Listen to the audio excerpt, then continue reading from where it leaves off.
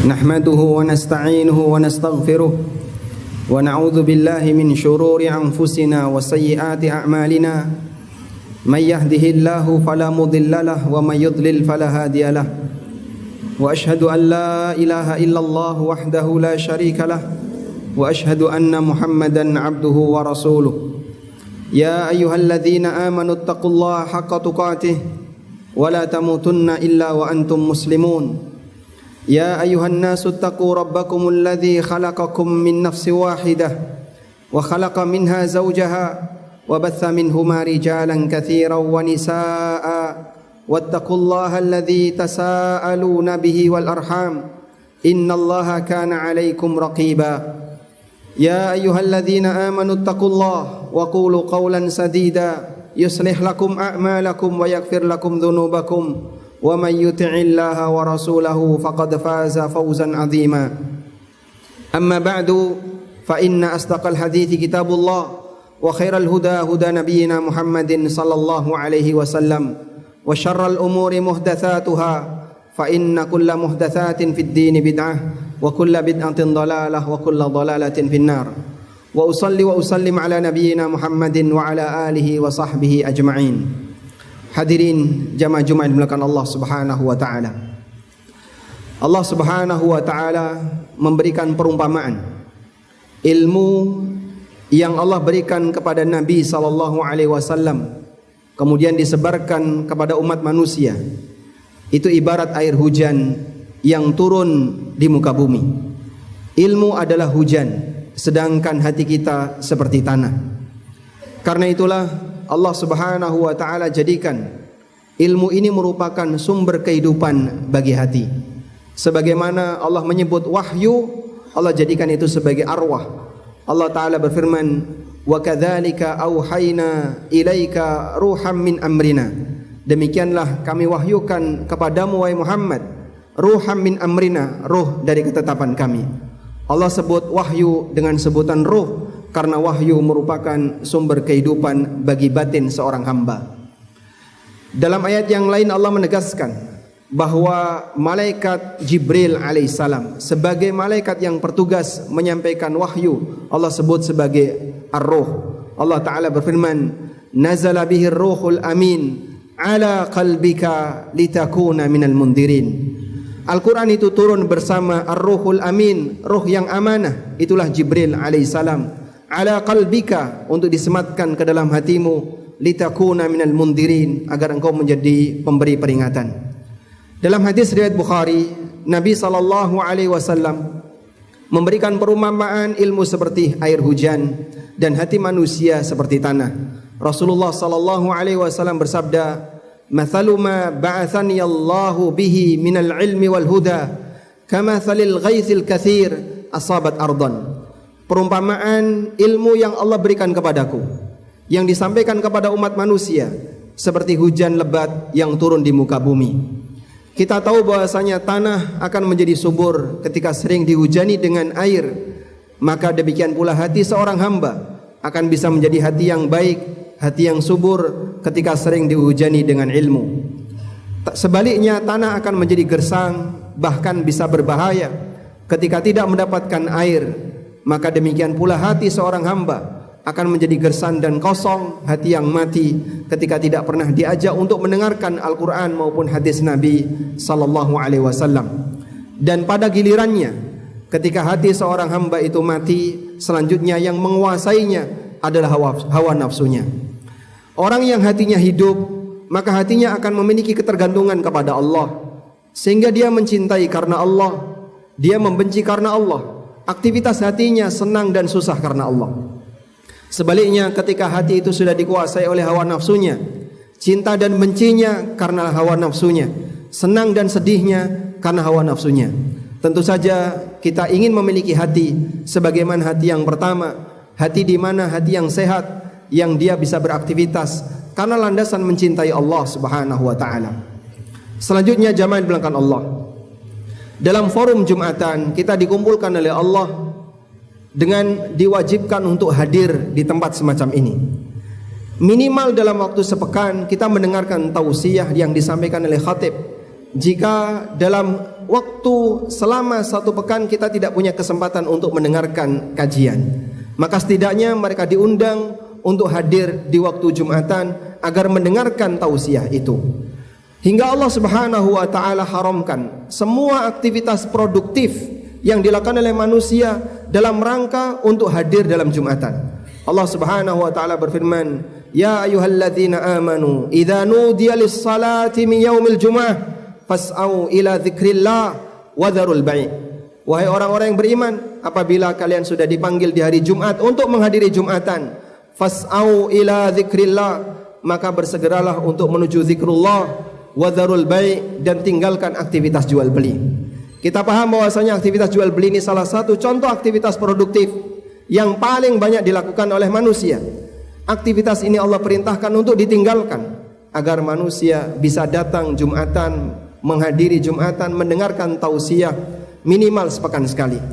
Karena itu Bapak Ibu yang kami hormati, manfaatkan kesempatan ini sebaik mungkin. Anda datang untuk mendengarkan ceramah, bukan untuk istirahat siang. Sehingga walaupun Anda berada di tempat yang berada di belakang nyender dengan tembok, bukan waktunya untuk tidur, tapi kita sekarang sedang sama-sama ingin belajar. Jamaah dimuliakan Allah Subhanahu wa taala, kita Jumatan selama bertahun-tahun sesuai dengan umur yang Allah berikan kepada kita. Ada yang sudah menjalani Jumatan selama 40 tahun, 30 tahun, sekian puluh tahun sesuai dengan usianya. Yang menjadi pertanyaan, seberapa besar Jumatan yang sudah kita dengar memberikan pengaruh bagi kehidupan kita? Ataukah ibarat seperti air hujan yang turun deras, tapi karena hati kita seperti batu sehingga tidak ada satupun yang bisa bermanfaat bagi diri kita? Kaum muslimin yang kami hormati, dari sinilah kita perlu menyadari, tidak semua ilmu yang disampaikan oleh khatib bisa kita terima dengan maksimal dan bermanfaat bagi diri kita, karena mungkin kita sendiri yang menolaknya.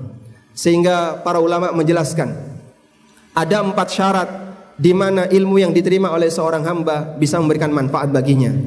4 syarat itu disebutkan oleh Allah di surat Qaf.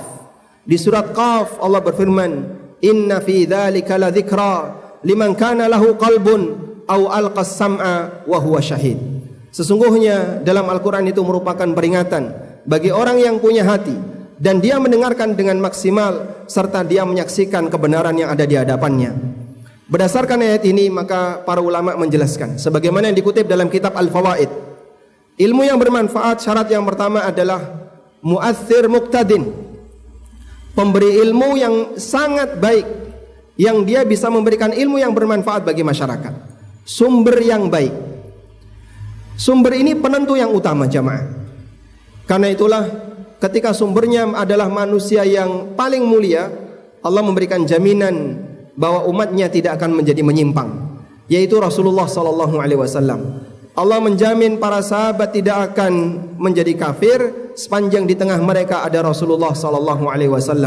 Allah berfirman, "Wa kaifa takfuruna wa antum tutla alaikum ayatullah wa fiikum rasuluh." Bagaimana mungkin kalian akan menjadi kafir sementara di tengah kalian dibacakan ayat-ayat Allah dan di tengah kalian ada Rasulullah. Sehingga ketika ada bimbingan dari Nabi SAW yang sebagai guru terbaik, maka sahabat adalah manusia generasi yang mulia di tengah umat ini. Oleh karena itulah para ulama di masa silam ketika mereka belajar, hal pertama yang mereka lakukan adalah memilih guru yang terbaik. Sebagaimana yang dikatakan oleh Muhammad bin Sirin yang diriwayatkan oleh Muslim dalam muqaddimah sahihnya, beliau mengatakan, "Innama al-ilmu minad din, fandur amman ta'khuduna dinakum." Sesungguhnya ilmu ini adalah bagian dari agama. Karena itu perhatikanlah dari mana kalian mengambil sumber agama kalian. Sebab orang belajar ilmu agama itu sama dengan membangun ideologi dalam dirinya. Jika gurunya adalah guru yang menyimpang, maka ideologi penyimpangan itu akan ada dalam dirinya dan sebaliknya. Karena itu tugas pertama ketika kita ingin belajar adalah pastikan bahwa guru yang Anda jadikan sebagai sumber ilmu adalah guru yang baik.